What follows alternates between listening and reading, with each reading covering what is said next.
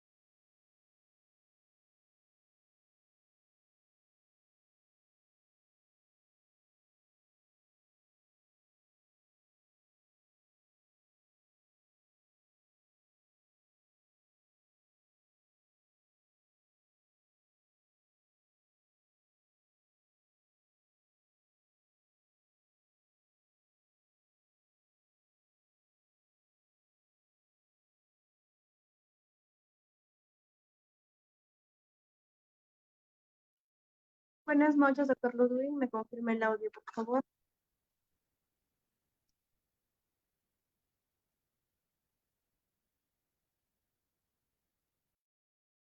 ¿Cómo está? Buenas noches. ¿Sí se le escucha? Perfecto, vamos a dar inicio. Muy buenas noches, estimados participantes. Les saluda Flor Maritza, asesora académica del Centro de Capacitación Internacional Público-Privados. Le doy la bienvenida a cada uno de ustedes al curso de actualización internacional, manejo clínico, diagnóstico y tratamiento del dengue. El ponente a cargo el día de hoy es el doctor Ludwig Fernández desde Bolivia. Antes de comenzar con esta ponencia, les voy a dejar algunas recomendaciones. Por favor, mantener los micrófonos y videos apagados durante toda la ponencia, a menos que el doctor solicite su participación.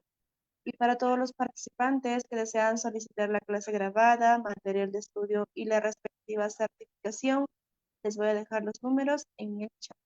Cualquier duda, consulta que ustedes tengan, lo va a estar absolviendo el doctor al final de la presentación o cuando él lo vea conmigo. Muy buenas noches, doctor. Le doy pase a su ponencia.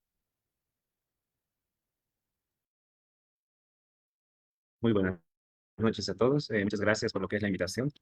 El día de hoy vamos a llevar a cabo lo que es un tema importante, ¿no? En el ámbito de salud pública principalmente, ya que es una de las entidades más con alta tasa de morbilidad y por ende es importante su estudio y conocimiento y más que todo su manejo y diagnóstico, ¿no? Para poder comprender mucho mejor esta patología. Vamos a llevar a cabo el día de hoy lo que es enfocando en el manejo y diagnóstico de lo que es el dengue. Por favor, para esto me confirma si se puede visualizar lo que es mi presentación. Sí, doctor, se está viendo muy bien y se la escucha muy bien. Perfecto, gracias. Muy bien, entonces iniciemos con esa entidad, dando lo que es un concepto, para que vayamos abordando lo que es el diagnóstico y su manejo. Entonces nos hacemos la interrogante, ¿qué es el dengue? El dengue prácticamente es una enfermedad, es una entidad infecciosa que se da principalmente, es típica, endémica en zonas tropicales y templadas.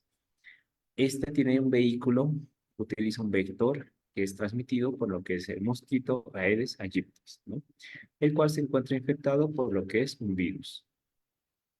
Pese a su alta incidencia en la morbilidad, rara vez es mortal, pero sí se considera una enfermedad grave debido a las características clínicas que presenta y así también con lo que es su fácil propagación en lo que es en la población, ¿no? Siendo como una epidemia.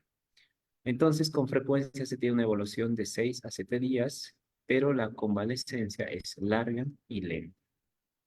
Dentro de los antecedentes de esta enfermedad, cabe destacar que esta palabra dengue es de origen hispano-antillano, el cual se empezó a designar debido a los brotes epidemiológicos que fueron ocurridos en las islas de Caribe. Hablamos entre los años 1827 y 28. El dengue como epidemia se ha vuelto más común a partir de la década de los 80.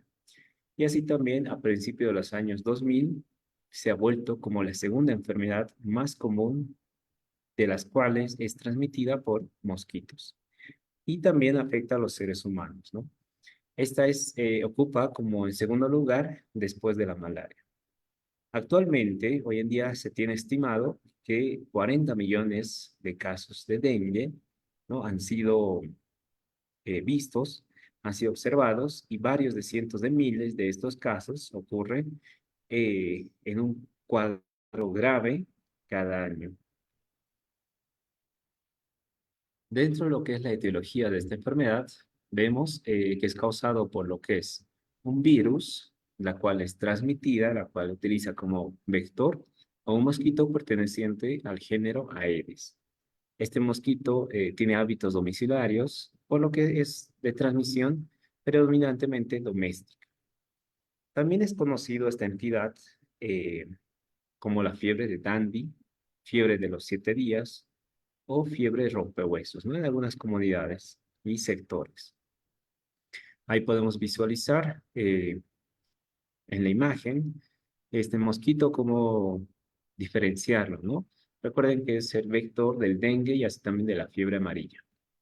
Como vector secundario también tenemos a otro tipo de mosquitos que de igual forma pertenece al género Aedes, pero en este caso es el Albopictus. Este principalmente es distribuido en sectores en Asia y en el Pacífico.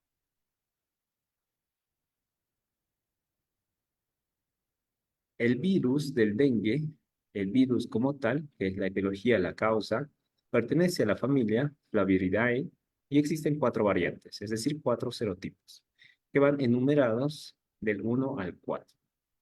La inmunidad es serotipo específico, es decir, que la inmunidad que nosotros generamos posterior a padecer esta enfermedad es generado solamente para un serotipo.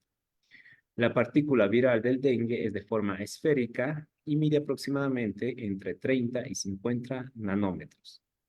No es estable en el ambiente, fácilmente son inactivados por el calor, la desecación y los desinfectantes, las cuales pueden contener detergentes o solventes lipídicos. Dentro de las características de este vector, veamos tres puntos. Primero, su desplazamiento. Este vector, este Aedes, puede desplazarse hasta 1200 metros o más. Y se ha visto que pican, es decir, transmiten principalmente en el día. La fertilidad es otra de las características que es necesario mencionar, ya que cada hembra deposita aproximadamente 140 huevos durante una ovoposición. Puede haber dos o más, entonces es importante, ¿no? Lo que es este conocimiento, porque en base a esto vamos a erradicar, vamos a disminuir lo que es esta tasa de morbilidad en zonas tropicales. Y la transmisión, dato interesante, es que la hembra del vector puede transmitir el virus después de 8 a 12 días de incubación. Solamente la hembra es la que puede transmitir. Dentro de lo que es el ciclo de vida de este Aedes, inicia con lo que es un huevo en la etapa acuática, posteriormente pasa a lo que es una larva, que de igual forma continúa en la etapa acuática, y luego pasa a ser una pupa, y posteriormente ya, cuando existe esa maduración, pasa a ser un adulto y ya es una etapa aérea. En verano, todo este proceso puede completarse en 7 días aproximadamente. La hábitat que se ha podido observar con mayor frecuencia son en lugares de aguas estancadas, especialmente aquellas donde se encuentran llantas, por ejemplo, que posterior a una lluvia existen charcos, existen depósitos de agua, por lo cual es idóneo para este tipo de huevos y larvas, ¿no? Para que puedan generar este ciclo y así poder pasar a una etapa de maduración como es la adulta. También tenemos en basurales, tenemos en cementerios. Entonces son lugares, son focos donde empieza a propagarse este vector. Luego tenemos también que rescatar que de estos serotipos, ¿no? Que son cuatro, conocidos como DEN1, DEN2, DEN3 y DEN4, dentro de estos existe que uno de estos serotipos tiene la forma grave, que anteriormente era conocido como dengue hemorrágico. Este fue identificado por primera vez en los años 50 durante una epidemia en la enfermedad en lo que es en el sector de Filipinas y Tailandia, y hoy en día afecta a la mayor parte de los países de Asia y América Latina, ¿no? Y se ha convertido en una de las causas principales de hospitalización y muerte, especialmente en la edad pediátrica en estas regiones. Entonces, cuando una persona se recupera de la infección, adquiere cierta inmunidad, pero esta inmunidad va a ser específicamente contra el serotipo, lo cual ha sido infectado. Es decir, por ejemplo, a una persona le da el dengue, podemos observar mediante un análisis qué tipo de serotipo ha sido infectado. Entonces, para ese serotipo, imaginemos un DEN1, es el cual el paciente ha podido generar esta inmunidad. Sin embargo, la inmunidad cursada a los otros serotipos es parcial y temporal. Las infecciones posteriores causadas por otros serotipos aumentan el riesgo de padecer el dengue grave.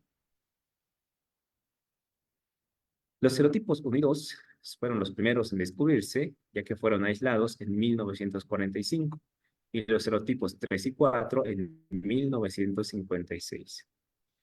De los cuatro, el virus, el serotipo 2, es el más inmunogénico de los cuatro, es decir, es el más grave que nos puede atacar y evidenciar lo que es el dengue grave. Estos cuatro serotipos que se ha podido apreciar tienen diferencias en la composición de su genoma y así también parte de lo que son sus antígenos de superficie. Es por eso que con una persona infectada por uno de estos virus va a ser inmune de por vida contra él, pero no va a estar protegida con los otros tres serotipos, debido a esa composición diferente que presenta entre los serotipos. La investigación más reciente ha demostrado que cada serotipo incluso se pueden dividir en genotipos, dependiendo de dónde se encuentra el virus en el mundo. Y cada genotipo también podría subdividirse en intragenotipos, de acuerdo con las diferencias de la composición del genoma. Aquí podemos ver de forma general cómo está constituido lo que es un serotipo, es decir, el virus, encontrándose lo que es sus partes, ¿no? Bueno, tenemos aquí el virión, que cuenta con 10 proteínas, una central, membranal, la glucoproteína de envoltura, conocido como la E, y 7 proteínas no estructurales. Como hemos mencionado en un inicio, el virus tiene una forma esférica, con un diámetro aproximadamente entre 30 y 50 nanómetros, y el genoma viral consiste prácticamente en su cadena sencilla, la cual se encuentra en el interior de RNA o ARN de polaridad positiva.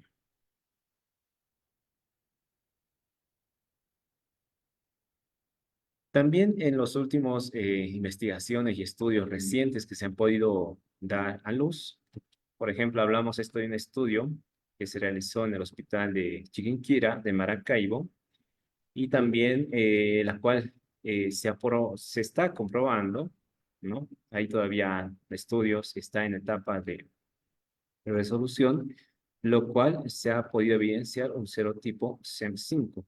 Esto se ha podido generar en el año 2007, la cual se ha visto como una mutación, ¿no?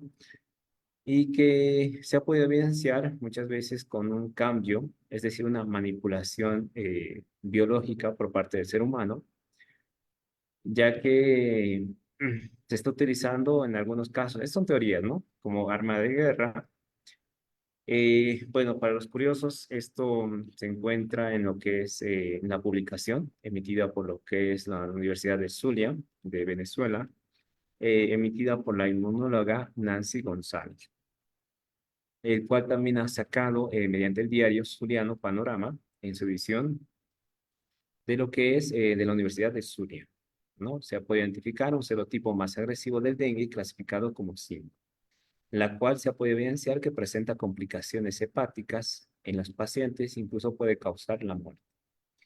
Se especula que esta mutación habría sido creada en laboratorios tecnológicos que manipulan lo que es el virus y crean enfermedades, ¿no? Algo interesante por ahí. Y en marzo de 2014, no sé si recuerdan que ha sido el boom de lo que es esta enfermedad, conocida como la chikungunya. De igual forma, es una enfermedad vírica transmitida al ser humano por mosquitos. Esta se describió por primera vez durante un brote ocurrido en el sur de Tanzania por el año 52. De igual forma, se trata de un virus de cadena ARN, pero en este caso pertenece al género alfavirus y a la familia Togaviridae. Chikungunya viene de una voz del idioma Kikakonde o Kimakonde, que significa doblarse. Y eso hace alusión al aspecto de encorvado que presentan los pacientes debido a la artralgia generalizada que presentan. Cabe destacar en su epidemiología de estas entidades víricas que anualmente se estima unos 40 millones de personas y de las cuales 500.000 son hospitalizaciones por dengue hemorrágico o dengue grave. Y el 90% de los casos se dieron en menores de 15 años. Entonces, la tasa promedio de mortalidad ronda por el 5%, con una tasa de 24.000 muertes anuales. De aquí cabe destacar que las formas de transmisión que presenta esta enfermedad son picadura de mosquito por Aedes aegypti o Aedes albopictus. Recuerden que estos dos son vectores de este virus del dengue. El reservorio es el humano. El periodo de incubación puede ser de 3 hasta 14 días de la exposición. Los grupos de riesgo prácticamente se tiene a toda la población, pero va a haber ciertas características que van a favorecer esta transmisión. Uno va a ser las condiciones climáticas, ¿no? Ya que se ha podido apreciar que es un papel importante debido a la humedad que presenta, que puede ser del 60-80%, que es idóneo, y la temperatura que pueda favorecer la reproducción del Aedes aegypti. Recuerden que su reproducción, su etapa, su ciclo de vida en un clima óptimo, cálido y una humedad entre 60-80% puede generar en 7 días en lo que es el ciclo completo de eh, este vector, ¿no? De la Aedes aegypti. Aquí podemos evidenciar que las condiciones se dan debido al factor climatológico y ambiental. Y ahí tenemos los principales países que se ven afectados por esta entidad. De acuerdo a lo que es la OMS, 2/5 de la población mundial viven en riesgo de ser infectados por dengue. Y más de 100 países han sido afectados por epidemias de dengue o dengue hemorrágica. Dentro de lo que es el control epidemiológico, se realiza mediante la lucha biológica, es decir, la eliminación de estas larvas mediante lo que son, por ejemplo, peces larvívoros, identificar estos lugares transitados, la lucha química, los repelentes, las telas metálicas, ¿no? Que son medios de prevención que utiliza ya en dependencia cada país, cada municipio para lo que es el control de esta enfermedad. Muy bien, vayámonos a lo que es la clasificación de esta entidad. Tenemos un dengue hemorrágico, también conocido como dengue grave anteriormente, y dengue clásico. Dentro de lo que es el dengue clásico, anteriormente se lo clasificaba con y sin signos de alarma. Tenemos que tomar ciertas características de lo que es el ambiente de esta enfermedad, principalmente del mosquito, y en base a eso, realizar lo que es una buena anamnesis, un buen interrogatorio y un buen examen físico. En la anamnesis es necesario indicar de dónde la procedencia y la residencia del paciente, es decir, si viajó a algunas áreas, dónde vive, si el lugar donde vive es endémico, ¿no? Y también si ha presentado lo que es alza térmica acompañado de náuseas, vómitos, erupción cutánea, es decir, un rash, dolor muscular, dolor articular, ya esto sumando lo que es el test del torniquete, que sale positivo, leucopenia, y acompañado de cualquier signo de alarma. Los signos de alarma, donde tenemos que tomar énfasis en el paciente, son dolor espontáneo o provocado de abdomen, es decir, dolor abdominal, vómitos persistentes, acumulación clínica de fluidos, es decir, que el paciente presente edema, sangrado de mucosas, letargia, hepatomegalia mayor a 2 centímetros. Y en laboratorio, un aumento del hematocrito junto con lo que es un descenso de lo que son las plaquetas. Y cuando ya hablamos de un dengue hemorrágico o un dengue severo, se debe a 3 factores que son el escape de fluidos, hemorragia severa y daño a órganos de manera severa, provocando así un shock, un distrés respiratorio, un daño severo a órganos como ser hígado y sistema nervioso central. Aquí podemos apreciar lo que es un gráfico acerca de la evolución de la enfermedad. Vemos que generalmente los días que pueda padecer, eso varía en dependencia del paciente, pero tenemos un promedio entre 7 a 14 días. Teniendo tres fases, que enseguida lo vamos a ver, estas tres fases clínicas, donde podemos apreciar curvas en la temperatura, eventos clínicos potenciales como ser deshidratación, shock y reabsorción de líquidos, y cambios a nivel de lo que es el hematocrito y plaquetas, que es lo que nos vamos a enfocar, y para ver el seguimiento de estos pacientes. Y así también, en qué momento de realizar lo que va a ser la serología, porque esto también es importante. Muchas veces por desconocimiento del personal médico, lo realizan de forma errónea, ¿no? Lo que es la indicación para la serología del dengue. Muchas veces se comete el error de enviar al segundo o tercer día posterior al cuadro clínico, ¿no? Cosa que está mal, se debe enviar siempre entre el quinto y sexto día. Veamos entonces que el periodo de incubación de este virus va de 3 a 15 días con un promedio de 5 a 6. El periodo de transmisibilidad es cuando los enfermos, los pacientes van a infectar, ¿no? A los mosquitos transmisores. Esto puede generar desde el día anterior al comienzo, hasta el quinto día del inicio de los síntomas. Y en relación a la inmunidad y resistencia, todos somos susceptibles. La inmunidad es específica y por siempre para un tipo de virus. Dentro de lo que es la fisiopatología de esta enfermedad, al ser un virus de cadena ARN, se localiza y se va a replicar en la segunda persona en diversos órganos diana, por ejemplo, a nivel de los nódulos linfáticos locales, ¿no? De acuerdo a la picadura, y lo que es el hígado principalmente. Luego se libera de estos tejidos y se difunde por la sangre para infectar los leucocitos y otros tejidos linfáticos, produciendo así cuadro clínico como ser por 4 a 7 días después de la picadura del mosquito, el cual es el periodo intrínseco dentro de los seres humanos. Los síntomas causados por esta infección de dengue pueden durar de 3 a 10 días, con un promedio de 5 días. Tenemos una fase prodrómica y un periodo de estado.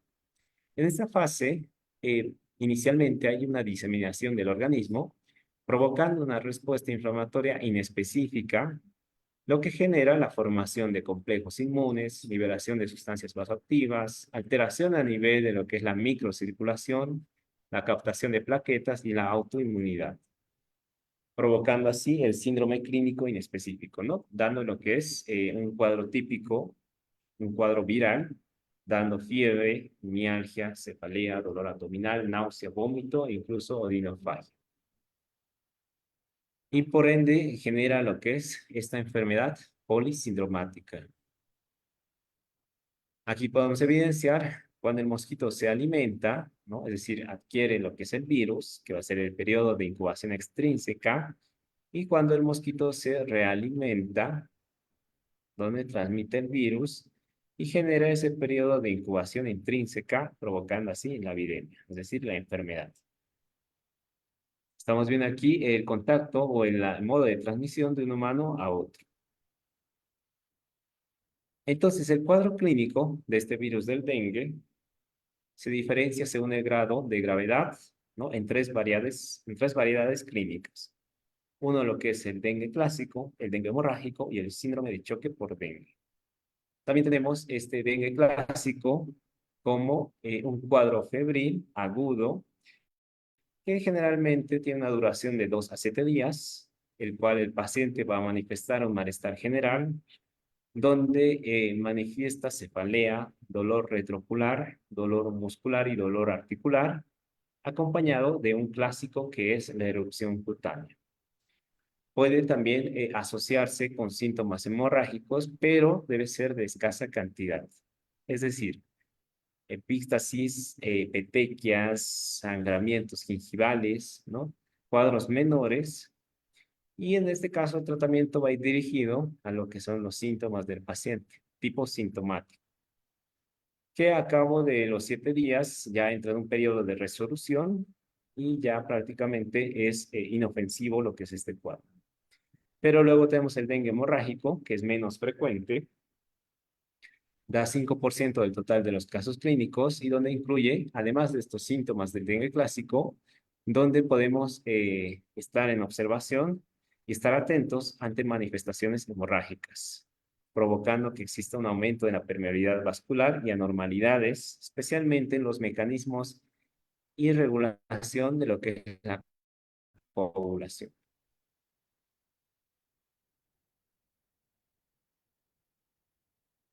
Muy bien, un momento, por favor.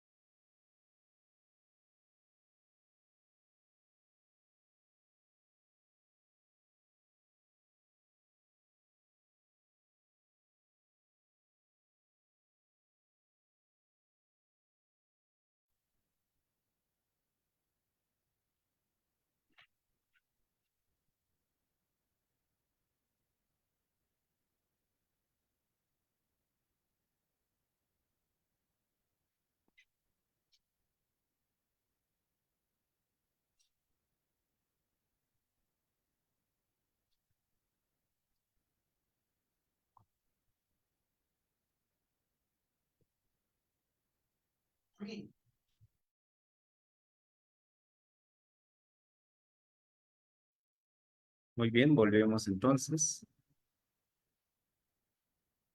Entonces iniciamos con lo que es, o bueno, continuamos con lo que es el dengue clásico. Siendo así, el cuadro más típico, el cuadro más frecuente en lo que es en nuestros pacientes, y dado por la siguiente sintomatología. Primero, lo que es una fiebre alta, repentina. Esto ya surge a partir del primer día.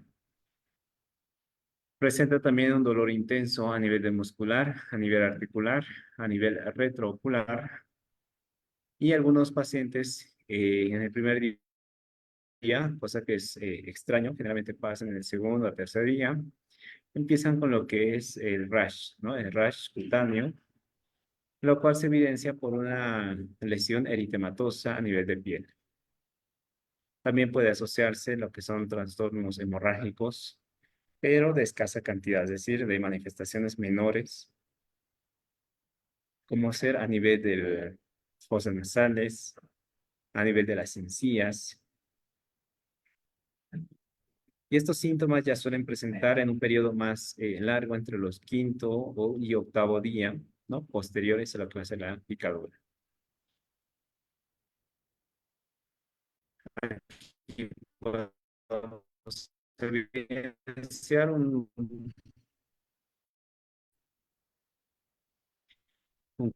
cuadro típico que es el rash, el cual Se diferencia con lo que va a ser cosa que diferencia, por ejemplo, a lo que es la chikungunya. En el caso del dengue hemorrágico, esto lo vamos a diferenciarlo con un clásico a partir de lo que va a ser la clínica, es decir, la paraclínica del paciente, evidenciando lo que va a ser un descenso del nivel de las plaquetas por debajo de 100.000. Y así también un aumento del hematocrito mayor al 20% del valor basal.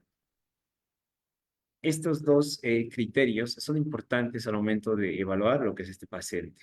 Es decir, cuando tenemos un paciente con clínica de dengue clásico, es necesario realizar lo que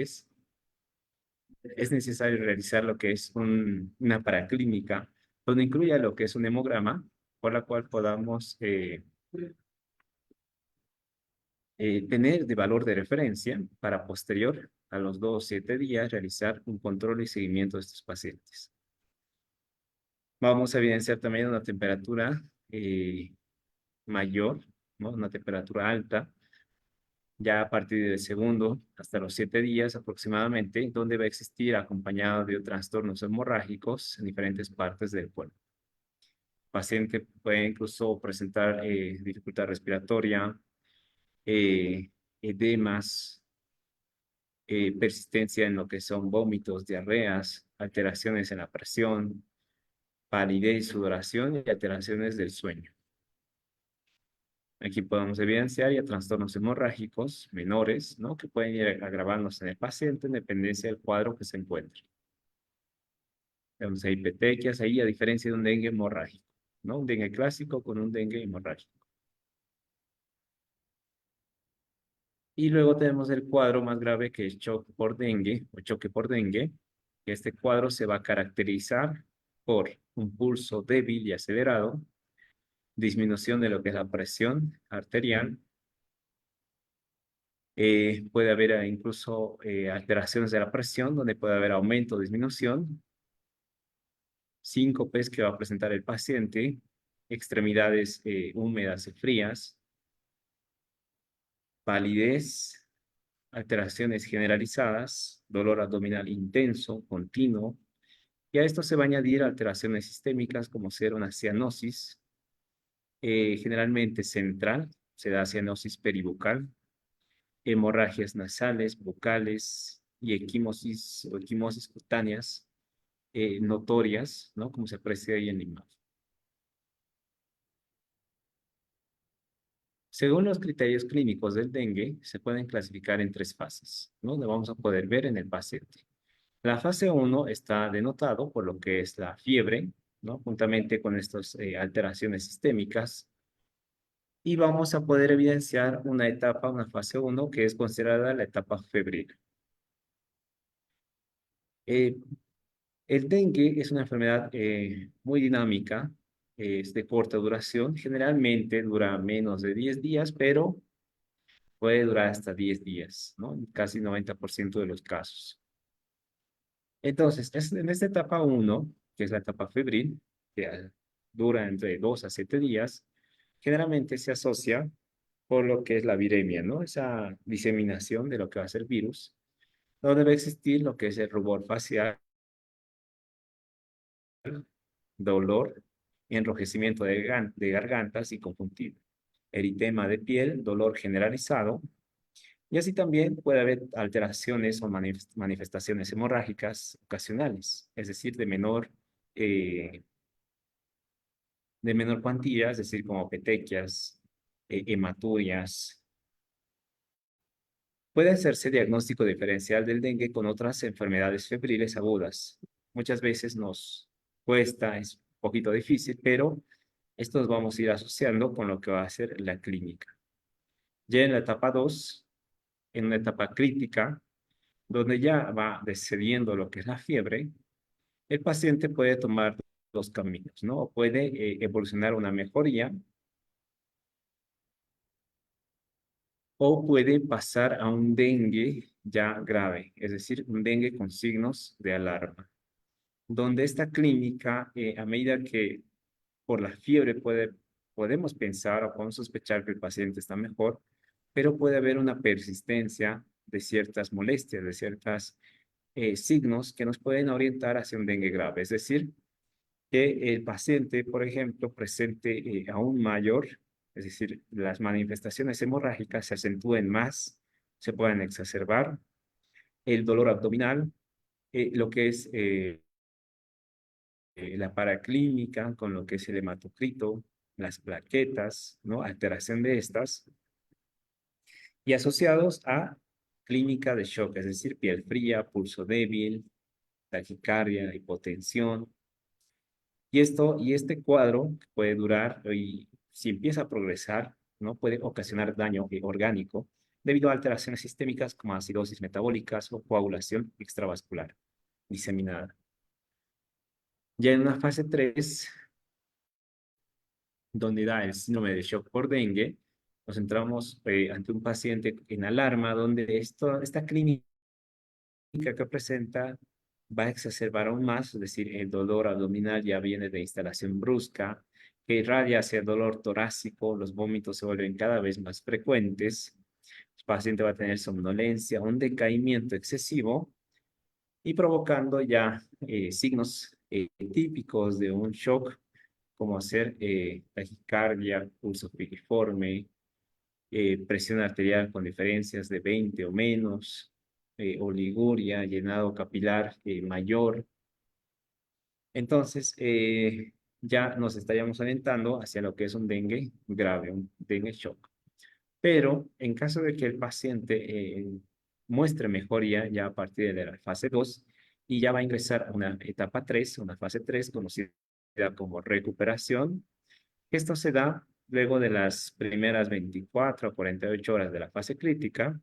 Entonces ya su cuerpo va a empezar a volver a un estado base, iniciando con lo que es la reabsorción gradual de ese líquido extravascular, provocando una mejoría general, ¿no? Recuperando lo que es el apetito, recuperando lo que es ese, esa regulación hídrica de su cuerpo, ¿no? A partir de la diuresis, esa estabilización hemodinámica y el hematocrito ya va a ir estabilizándose, ¿no? Disminuye ese 20% que había subido y así también el número de plaquetas empieza a aumentar. Es un poco más tardío, pero empieza a aumentar poco a poco.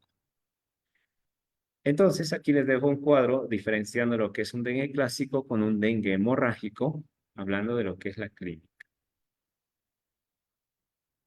Aquí les dejo un cuadro donde vemos lo que es la evolución natural de la infección por dengue, hablando por días. La temperatura, ustedes pueden notar que los primeros 3 a 4 días la temperatura se mantiene, ¿no? Es alta y a partir del cuarto, quinto, ya existe un descenso, ¿no? Existen pequeños picos de fiebre y los eventos clínicos potenciales es cuando se ve a partir del tercer, cuarto, quinto día, ¿no? Donde el paciente ahí va a empezar o vamos a notar si pasa a un estado de recuperación o a un shock o un dengue grave.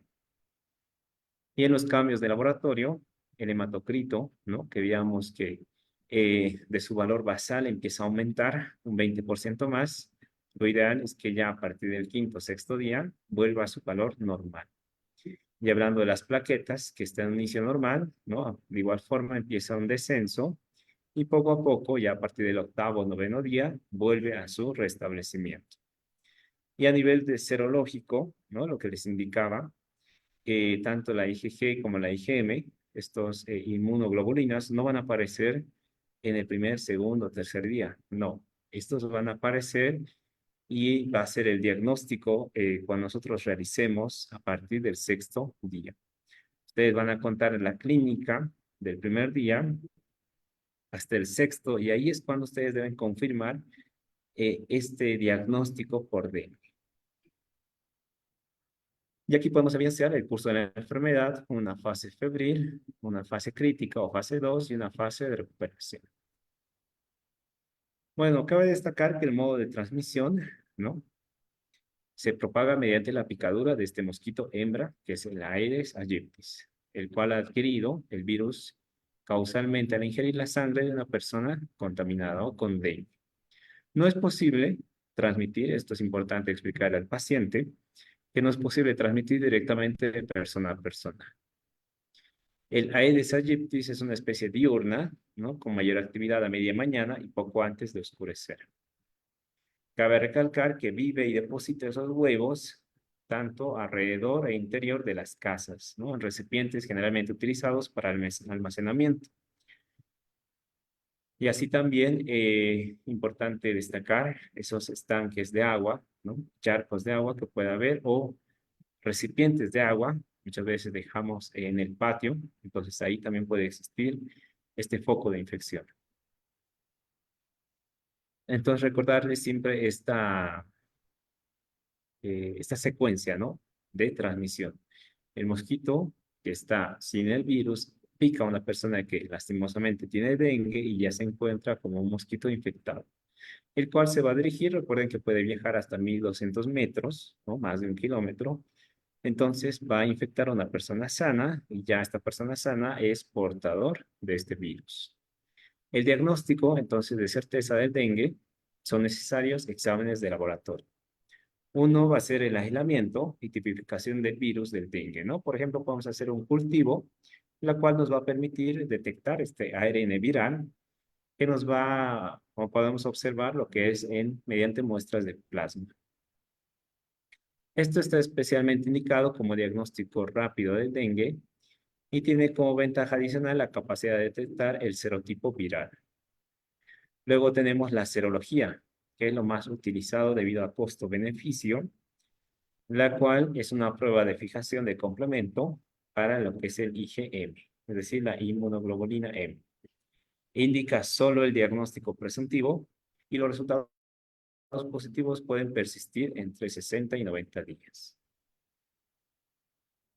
Importante que en la fase 1, en esta etapa febril, es necesario realizar también un diagnóstico diferencial con patologías febriles, es decir, como influenza, malaria, fiebre tifoidea, abdomen agudo o incluso una enfermedad diarreica aguda. De esto vamos a denotar que para diagnosticar dengue, el paciente tiene que venir con un cuadro clínico no asociado a esta enfermedad. Dos, la epidemiología, la noción epidemiológica, es decir, si me encuentro en un lugar que es normal, es endémico esta enfermedad, o si el paciente ha tenido un viaje reciente, cosa que me coincidan los tiempos y las áreas, ¿no? Entonces esto apoya mi criterio diagnóstico. Y así también esto va a ir acompañado por un aislamiento del virus a partir de una muestra de sangre tomada en la fase virémica.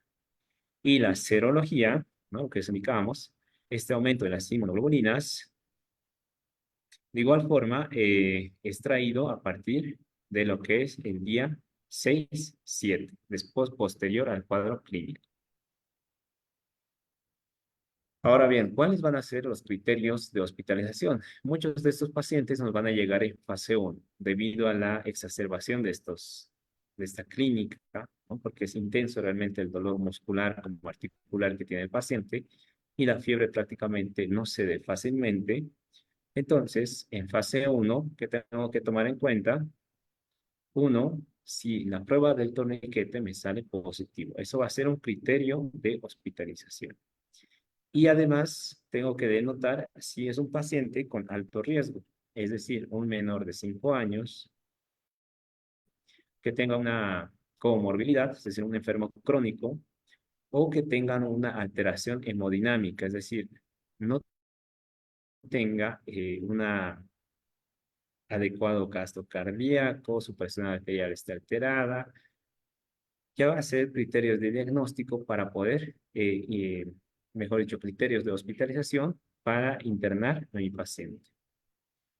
Y en relación al tratamiento, algo que se aconseja es no administrar el uso de salicilatos, así también como antitérmicos que pueden causar una irritación gástrica o incluso hemorragias por su acción antiagregante, ¿no? Plaquetaria. Y también utilizar preferentemente en esta situación el paracetamol, tanto en orientación a lo que va a ser niño o adulto, ¿no? La hidratación va a ser otro punto importante debido a esta pérdida o esta alteración hídrica que tiene el paciente, tanto en el extra como el intracelular, y también en dependencia el cuadro que se encuentre, ¿no? Dar un tratamiento de shock o llevarlo hacia la unidad que corresponde.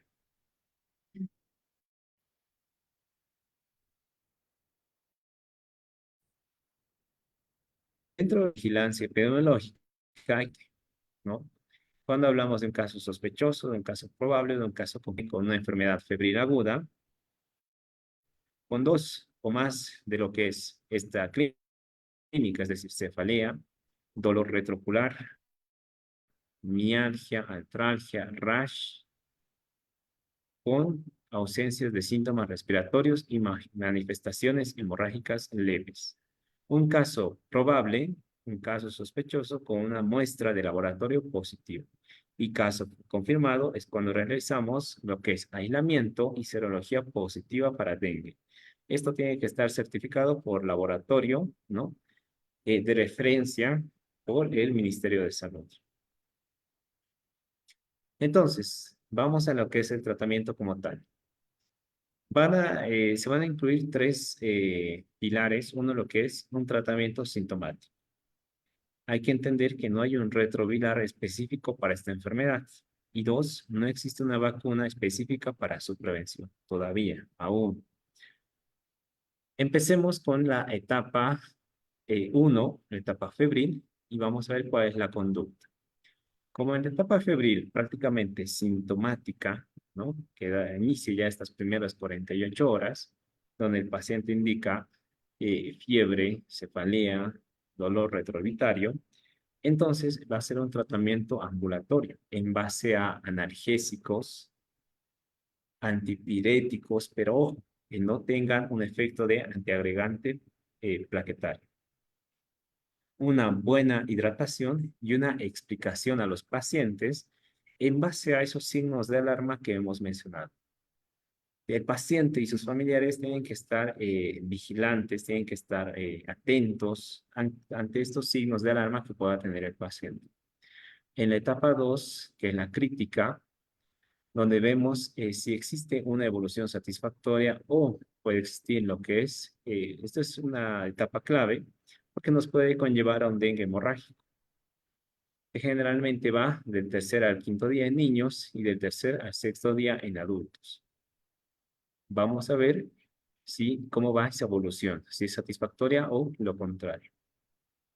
Vamos a observar manifestaciones hemorrágicas como ser petequias, epistaxis, hematemesis, melena, y así también realizar una paraclínica para observar lo que es el hematocrito y las plaquetas.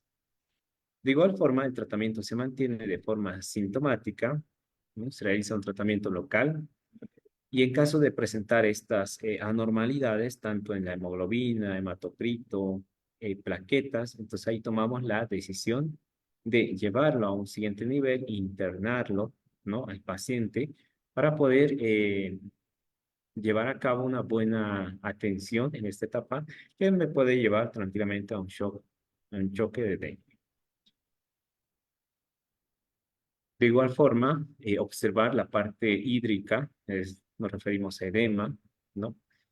Y ver eh, cómo va esa tolerancia en el paciente, acompañado de lo que son esos signos de alarma que pueda presentar. Y ya en caso de un shock, ¿no? Que me genere, es decir, hay alteraciones a nivel hemodinámico, entonces ya empezamos a hidratar, es decir, colocar una vía al paciente. Generalmente utilizamos soluciones cristaloides, no utilizar coloides si fuera necesario, ¿no? Y cantidad de líquidos en relación al peso, ya después oxígeno en caso de que requiera en base a lo que va a ser su saturación de oxígeno, dificultad respiratoria que pueda presentar, y así también observar esta parte de líquidos, ¿no? Dentro de los factores de riesgo que se ven asociados a esta enfermedad, hay que tomar en cuenta esos ambientes, ¿no? Favorables que va a ser para el desarrollo del vector. Así también el desplazamiento de estas personas infectadas, esa diseminación de los mosquitos del dengue y también esos focos de infección, que eso tiene que ir de la mano con el personal de salud y con las autoridades pertinentes. En base a en relación a la prevención, importante, ¿no? En dependencia del sitio donde se encuentren, muchas veces se llega a prohibir lo que es el uso de floreros con agua en cementerios, fosas sépticas, basuras, ¿no? O basurales que pueden encontrarse en la calle, así como también drenajes de suelos que no puedan cumplir esa función, es decir, que exista retención de agua o líquidos. Y muchas veces no se cuenta en este tipo de población, debido a la escasez de recursos, una agua potable correcta.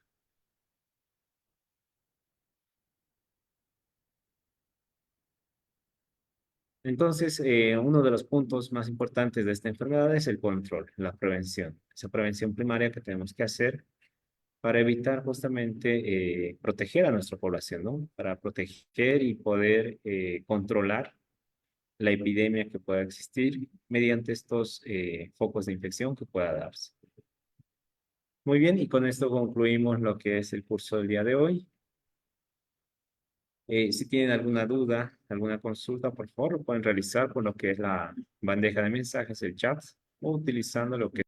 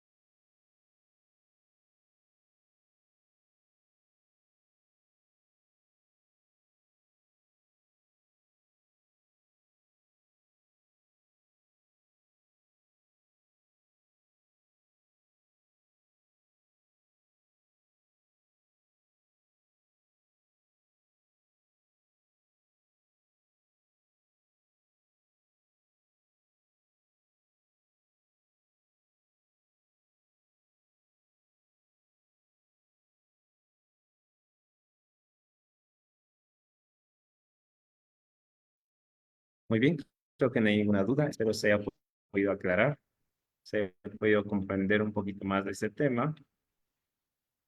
Bueno, cualquier consulta, si desean lo que es la clase grabada, como el material extra y las diapositivas, se pueden comunicar a lo que son los números del Centro Internacional para que puedan solicitarlo y así puedan adquirir este material. Un saludo acá desde La Paz, Bolivia, que tengan un excelente resto de jornada. Conmigo en otra ocasión nos reencontramos y que tengan una buena noche. Hasta luego.